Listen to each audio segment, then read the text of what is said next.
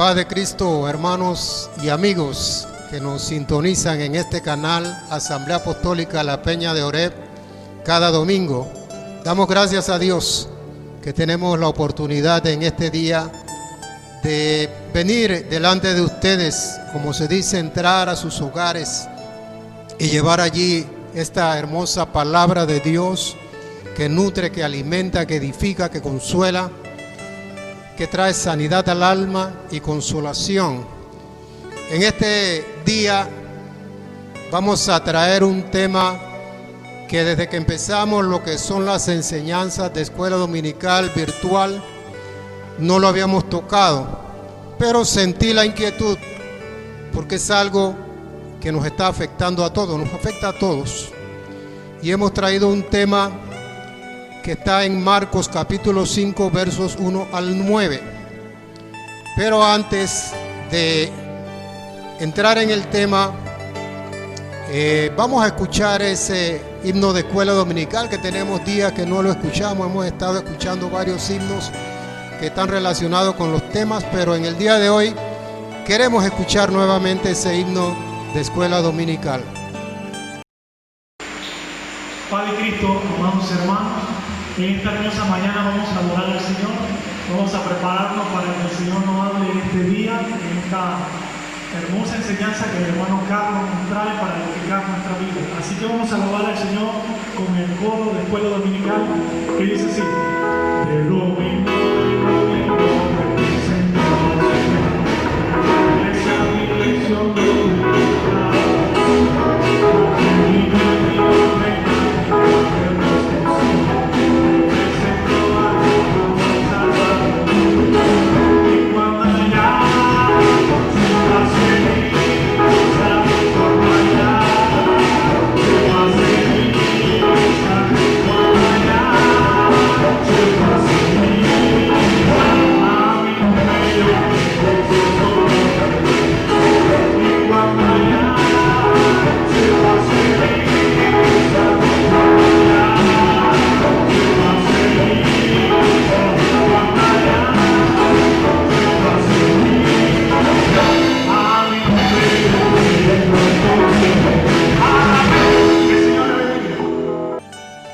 Amén.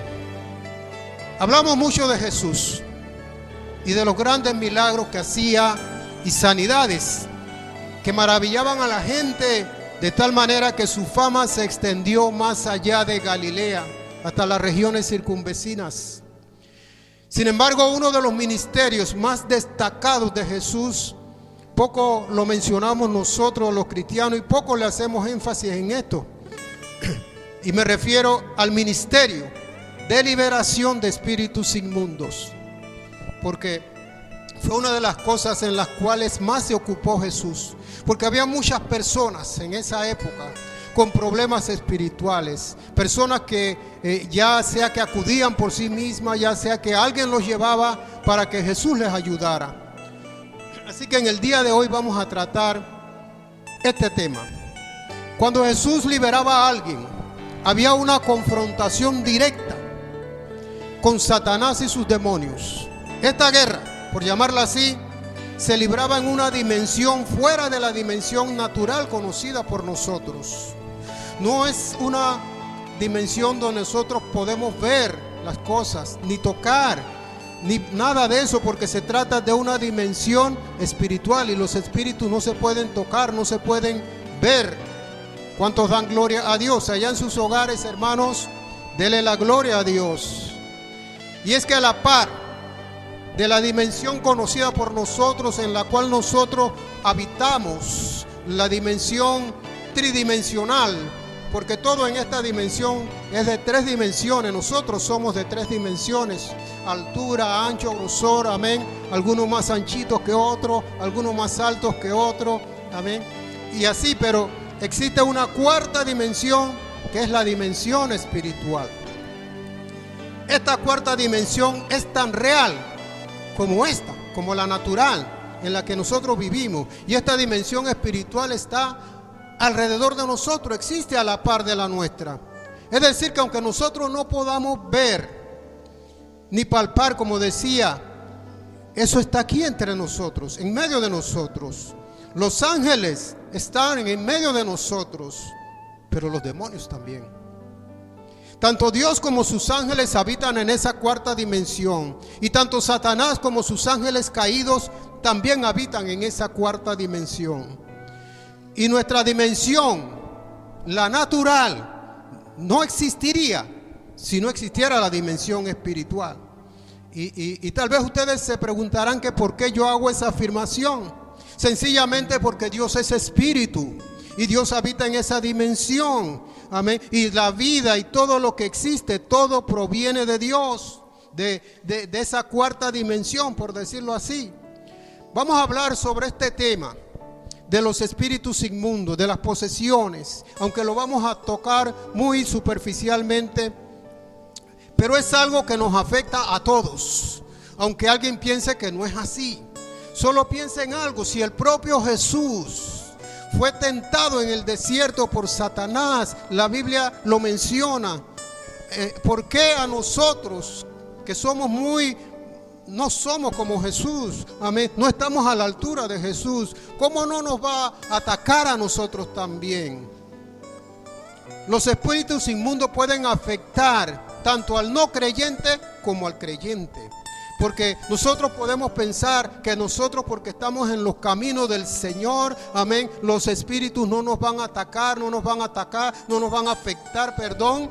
Pero lo primero de lo que nosotros debemos estar conscientes es que nosotros hemos sido afectados por esos espíritus antes que nosotros viniéramos a los caminos del Señor de una manera más fuerte, por decirlo así. ¿Y por qué? Porque nosotros tenemos una naturaleza caída, y esa naturaleza caída es la que le da oportunidad al enemigo para acercarse a nosotros e influir en nosotros en mayor o menor grados. Amén.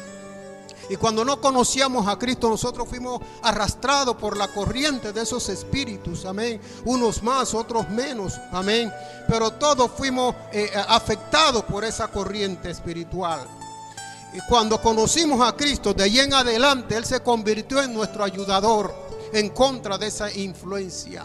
Pero la influencia existe, la influencia está, y siempre el enemigo está atacando a nosotros, a las personas que no conocen a Cristo.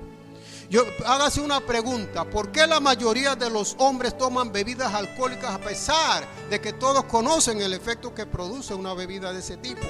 ¿Por qué hay tanta infidelidad matrimonial en el mundo?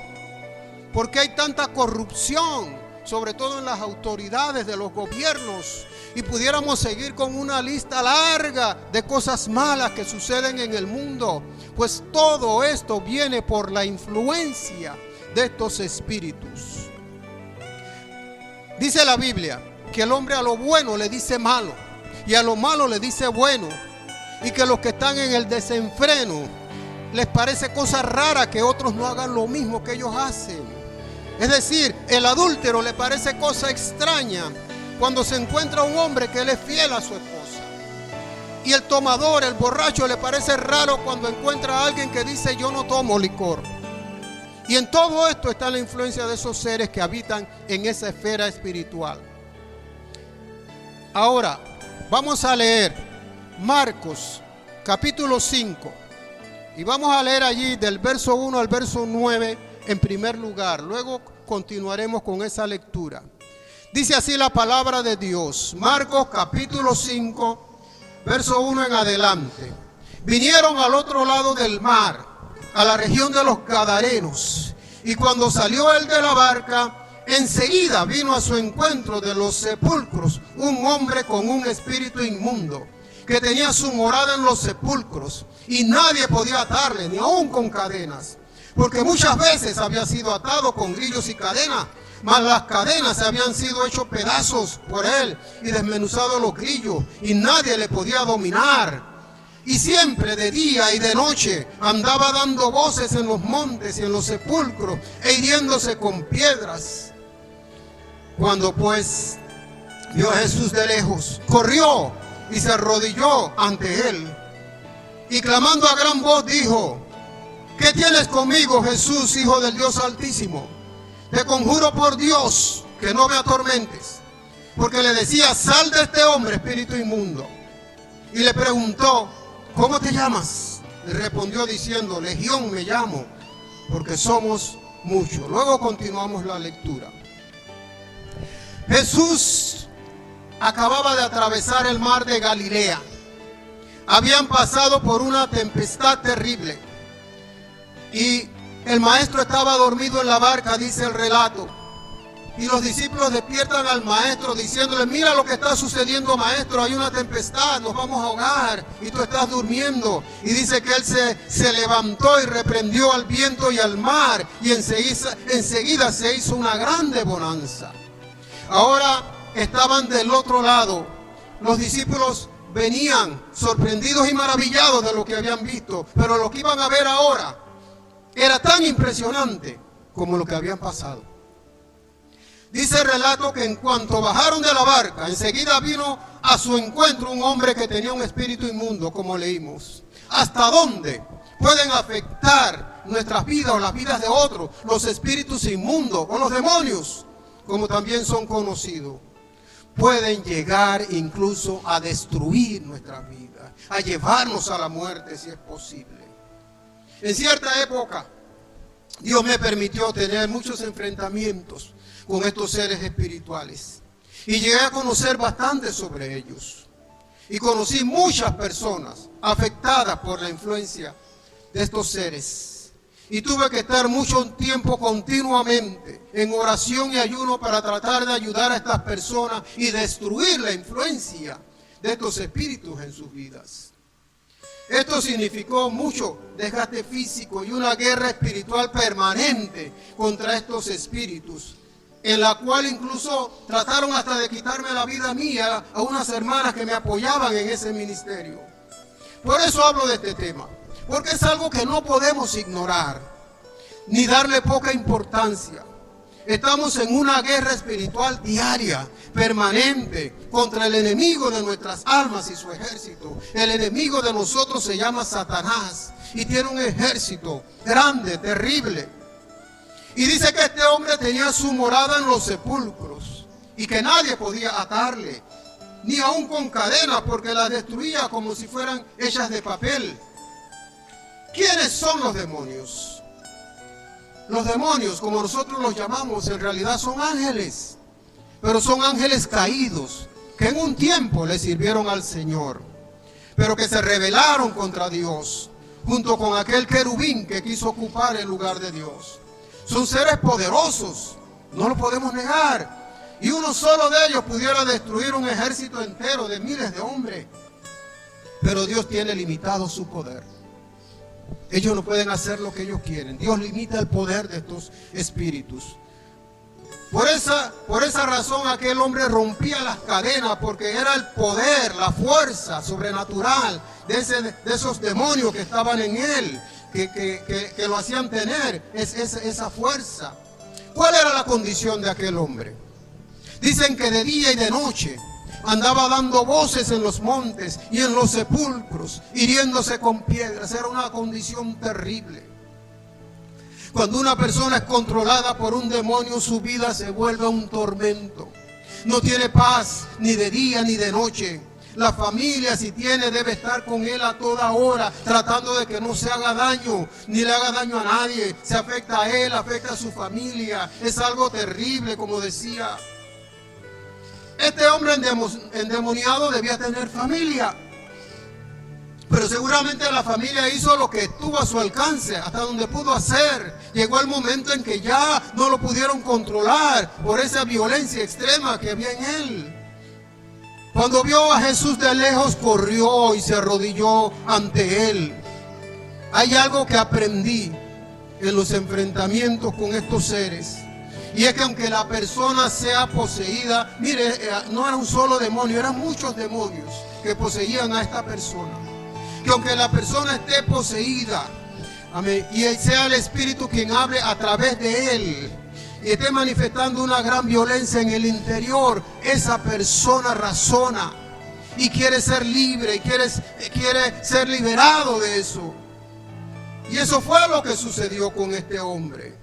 Este hombre sacó fuerzas de donde no tenía Y en ese ser interior de él, corrió hacia Jesús, aunque los demonios no querían que fueran de él, pero él corrió hacia donde Jesús. Al final el que habló fue el demonio, pero él fue allá donde Jesús a buscar ayuda, porque el único que puede ayudar a esta persona se llama Jesucristo. Yo recuerdo que estaba orando por una persona poseída y los demonios no dejaban de hablar a través de ella, insultándonos y diciendo improperios, y yo me dirigí a la parte de la persona que estaba cautiva, la de su interior, y le dije: usted puede dentro de sí rechazar este demonio y ordenarle que salga fuera de usted. Usted lo puede hacer allá en su ser interior. Usted puede reprenderlo. Y yo seguí ordenándole al demonio, y los que estaban conmigo seguimos allí en esa lucha, en esa batalla, ordenándole a ese espíritu que habían en ella. Era una hermana, amén. Y en un momento dado el demonio me dice: cállate, que me estás atormentando. Y yo le dije: no me voy a callar, y tienes que salir por orden de Jesucristo. El demonio me contesta: no te hablo a ti, sino a ella, que me está ordenando salir. Al final el demonio salió, pero fue necesario que interviniera la persona que estaba poseída, reprendiendo al demonio desde su interior en el nombre de Jesús e invocando la sangre de Cristo en contra de él. Cuando nosotros nos encontramos a estas personas en esa condición, pensamos que ellos no pueden hacer nada, que están totalmente controlados por el enemigo, pero realmente dentro de su interior ellos pueden luchar, ellos pueden batallar. Aquel hombre, como dije, corrió a Jesús, aun cuando los demonios seguían hablando a través de él. Jesús le ordenó al demonio que saliera, y el demonio le contesta: ¿qué tienes conmigo, Jesús, Hijo del Dios Altísimo? Te conjuro por Dios que no me atormentes. Es algo extraño escuchar a un demonio cuya misión es atormentar, pedirle a alguien que no lo atormente, pedirle a Jesús que no lo atormente. En el caso de Jesús se trataba del Hijo de Dios, que lo reprendía con toda la autoridad del cielo, y el demonio no podía resistir eso. En nuestros días nosotros usamos el nombre de Jesús y el poder de la sangre de Cristo en contra de los demonios, y ellos no pueden resistir esto y tienen que salir porque están siendo atormentados. ¿Cuántos dan gloria a Dios? Jesús le preguntó al demonio: ¿cómo te llamas? Y el demonio respondió: Legión, porque somos muchos. Si nosotros nos vamos a la época de Jesús y vamos a ver qué significado tenía para aquel tiempo la palabra legión, o con qué estaba relacionado, nos vamos a dar cuenta que tenía que ver con el ejército romano. El ejército romano estaba conformado por legiones de soldados. Y cada legión podía tener de 4,000 a 6,000 soldados. ¿Qué significa esto? Que este hombre podía tener más de 4,000 demonios en su interior. Y algunos dirán: ¿pero cómo es esto posible? Porque los demonios no ocupan espacio. Recuerde que son espíritus, no son personas. ¿Hasta dónde puede descender el hombre en su condición moral, espiritual, para llegar a ser poseído por miles de demonios? Hoy en día hay muchas personas así, pero la mayoría de ellos, ¿sabe dónde están? En instituciones de salud mental, en el manicomio, como nosotros llamamos a ese lugar. Es importante saber cómo operan los demonios y qué es lo que le permite a ellos habitar en un ser humano, ya sea uno o dos de ellos, o sean miles, como en el caso de este hombre. La Biblia nos da suficiente información sobre ellos para saber su modus operandum y cómo nos podemos defender, porque hasta aquí pareciera que nosotros estamos indefensos delante de ellos, pero no es así. Nosotros tenemos defensa en el nombre de Jesús, y por la palabra de Dios tenemos defensa suficiente en contra de ellos, pero para eso hay que conocer la palabra. El apóstol Pablo nos dice, por ejemplo, cómo ellos están organizados. Y voy a invitarlos a que busquemos la palabra de Dios en el libro de Efesios. Libro de Efesios capítulo 6, muy conocido por nosotros, los cristianos. En el libro de Efesios capítulo 6, del verso 12, Efesios capítulo 6, verso 12, dice: porque no tenemos lucha contra sangre y carne, sino contra principados, contra potestades, contra los gobernadores de las tinieblas de este siglo, contra huestes espirituales de maldad en las regiones celestes. Por tanto, tomad toda la armadura de Dios para que podáis resistir en el día malo, y habiendo acabado todo, estar firmes. La gloria y la honra sean para el Señor. No tenemos lucha contra seres humanos. A veces nosotros pensamos que es la otra persona la que me está afectando a mí, me está diciendo cosas terribles, pero en realidad es un espíritu que está influenciando sobre esa persona para que esa persona se dirija a mí de esa manera. Satanás tiene una organización de tipo militar, por decirlo así, con escalas de jerarquía, igual que en un ejército donde hay posiciones de mando. Él es el general y debajo hay principados, príncipes demoníacos. Si nosotros leyendo la Biblia nos damos cuenta que en el libro de Daniel se menciona a uno de estos principados. Se le llama el príncipe de Persia, y tenía una lucha en las regiones celestes, en las regiones cósmicas, contra el arcángel Gabriel, cuando él fue enviado para traerle un mensaje a Daniel.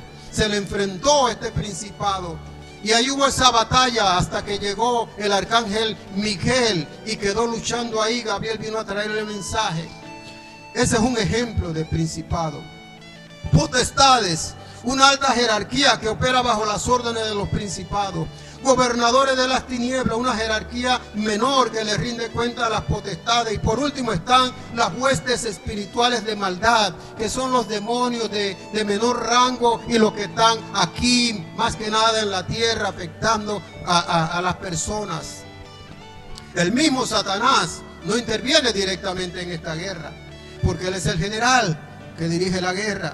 La Biblia solo menciona un caso donde intervino Satanás directamente, y fue en el caso de Judas Iscariote, el que traicionó a Jesús. La Biblia dice que Satanás poseyó a Judas. Si usted se va al Evangelio según San Juan, capítulo 13, y lee el verso 27, va a darse cuenta que dice: y Satanás entró en Judas, es decir, lo poseyó. ¿Para qué? Para influir en él, para que traicionara a Jesús. Este es uno de los pocos casos. Siguiendo el relato, leímos en antes hasta el verso 9 en Marcos, ¿verdad? Ahora vamos a seguir lo que dice el versículo 10 en adelante. El verso 10 dice de la siguiente manera, verso 10: y le rogaba mucho que no los enviase fuera de aquella región. Le rogaba mucho que no los enviase fuera de aquella región. ¿Por qué será que estos demonios le pedían a Jesús que no los enviara fuera de aquella región? Porque Satanás les asigna territorios de trabajo, por decirlo así, a sus demonios. Satanás tiene repartida esta tierra entre sus principados, potestades, gobernadores de las tinieblas y huestes espirituales de maldad, y le tiene asignado continentes, países, ciudades, pueblos, comunidades. Todo está distribuido por Satanás, y cada quien opera en su territorio, y nadie puede salir de ese territorio, hablando de los demonios. Así que ellos le estaban pidiendo a Jesús que no los enviara fuera de allí, porque si llegaban a un territorio ajeno, los demonios que estaban allá los iban a atacar.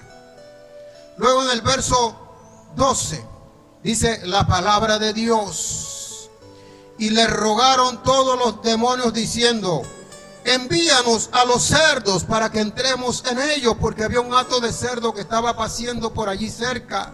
Y ellos pidieron que les dejara entrar en los cerdos. Qué extraño, ¿verdad?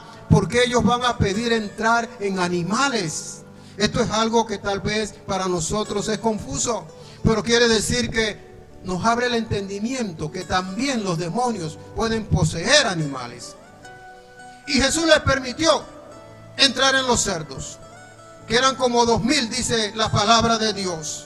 Pero en cuanto estos cerdos sintieron esa presencia maligna, se desbocaron y salieron corriendo y se precipitaron en el mar y se ahogaron, dice la palabra de Dios. Jesús sabía lo que había de suceder. Por eso les permitió entrar en los cerdos.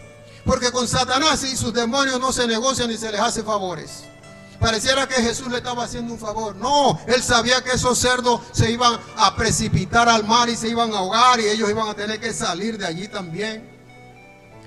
Yo he visto padres en esos momentos que yo tuve de ministración. Vi a padres tratando de negociar con los demonios para que soltaran a su hija, a su hijo. Y les decían, por favor, suelten a mi hijo, suelten a mi hija, entren en mí. Y ¿saben lo que sucedía? Que salían los demonios y entraban en él, pero también quedaban otros allá. Entonces ya no teníamos una persona poseída, sino dos personas poseídas. Y era un problema doble. Pero a todos Jesús los libera, si hay la voluntad de parte de ellos. Es necesario que nosotros comprendamos la situación en la que estamos en este mundo. El mundo entero, dice la palabra de Dios, está bajo el poder del maligno. Dice la Biblia. Mire, en esa tentación en el desierto a Jesús, el diablo se atrevió a decirle, mira, dice que lo subió a un monte alto y le enseñó todos los reinos de la tierra. Y le dijo, mira, todo esto te daré si postrado me adorares. ¿Con qué autoridad él estaba diciendo eso a Jesús? Porque desde el momento en que el hombre pecó allá en el jardín del Edén, él perdió la autoridad que Dios le había dado sobre esta tierra y se la cedió al maligno. Ahora por eso él decía, todo esto te daré. Por eso la Biblia dice que el mundo entero está bajo el poder del maligno. Tenemos una lucha de cada día contra estos seres de maldad. Y uno se puede preguntar, pero ¿cómo me puedo yo defender de ellos? La Biblia también nos da la respuesta. En Santiago, capítulo 4, el verso 7, dice la palabra de Dios lo siguiente. Santiago, capítulo 2, el verso 7. Allí el apóstol nos habla acerca de la manera como nosotros podemos defendernos de los ataques del enemigo. Dice así la palabra de Dios: someteos pues a Dios, resistid al diablo y huirá de vosotros. Someteos pues a Dios, resistid al diablo y él huirá de vosotros. Esa es la clave, hermanos y amigos, para vencer a estos espíritus. Someterse a Dios, que significa guardar su palabra, guardar sus mandamientos, vivir la vida que Dios desea conforme a su palabra. Amén. Obedecerle a Dios en todo. Resistir al diablo, porque la tentación va a venir de todas maneras. De todas maneras el diablo va a enviar a sus mensajeros. Pero nosotros, si estamos con Cristo, si tenemos la palabra de Cristo en nuestro corazón, nosotros vamos a tener la firmeza, la autoridad para rechazar esos ataques. ¿Cuántos dan gloria a Dios? El hecho de que yo guarde su palabra y obedezca a Dios no significa que no voy a recibir ataques. Sí los voy a recibir, pero puedo resistir esos ataques, porque le estoy obedeciendo a Dios y siéndole fiel a Él. Al principio decía que Cristo ha sido nuestro ayudador en esta lucha. Desde el momento en que lo reconocimos como nuestro Salvador y Señor, Él ha sido nuestro ayudador. Él ha estado con nosotros. Él ha estado peleando esa batalla junto con nosotros, dándonos la fuerza, el poder para poder resistir. Yo le digo a los amigos y amigas que están viendo y escuchando esta enseñanza, el primer paso hacia la victoria en contra de estos seres que día a día te están atacando, aunque quizás ni te das cuenta porque lo ves como algo natural, es buscar la ayuda de Cristo. Cuando tú lo aceptas como Señor y Salvador, enseguida viene la cobertura divina sobre tu vida. Luego vienen los otros pasos siguientes, como es lavar tus pecados, borrar tus pecados a través del bautismo en el nombre de Jesucristo. Esta lucha no va a terminar, hermanos, amigos, hasta que venga Cristo por su iglesia. Para los que se queden y para el resto del mundo, la lucha va a continuar y aún va a ser peor, porque ya la iglesia no va a estar. El anticristo tomará el mando y sucederán cosas terribles que están escritas en el libro de Apocalipsis y en los evangelios. Porque no tenemos lucha contra sangre y carne, sino contra Satanás, contra su ejército, que no descansa ni de día ni de noche. Nosotros necesitamos descansar, ellos no. Por eso, aun cuando nosotros dormimos, tenemos que cubrirnos con la sangre preciosa de Jesucristo. Porque no ignoramos sus maquinaciones, dice la Escritura. ¿Y cuáles son las maquinaciones de Satanás? Todos los planes de Satanás es para la destrucción de la raza humana. Ese es el objetivo principal del enemigo. Nosotros somos la joya de la creación, el tesoro de Dios, el tesoro de Jesucristo. Y por lo tanto, por ese odio pudiéramos decir que Él le tiene a Dios, porque lo arrojó de allá del cielo a Él y a esa tercera parte de los ángeles que se rebelaron contra Dios. Por eso Él busca destruir la joya de la creación, que eres tú y soy yo, amigo, amiga, hermano. Nosotros tenemos que vestirnos todos los días para la guerra, y para eso Dios nos ha dado una armadura con la cual nosotros somos invencibles. Yo te recomiendo, hermano y amigo, que todos los días, cuando tú te levantas, cuando tú te vas a dormir, te vistas con esa armadura. Es algo real, aunque está aquí en la Biblia y tú lo ves como algo simbólico. No, es algo real. Cuando tú te pones esa armadura, tú te revistes. Dice el libro de Efesios en el capítulo 6 del verso 3 en adelante: por tanto, tomad toda la armadura de Dios para que podáis resistir en el día malo, y habiendo acabado todo, estar firmes.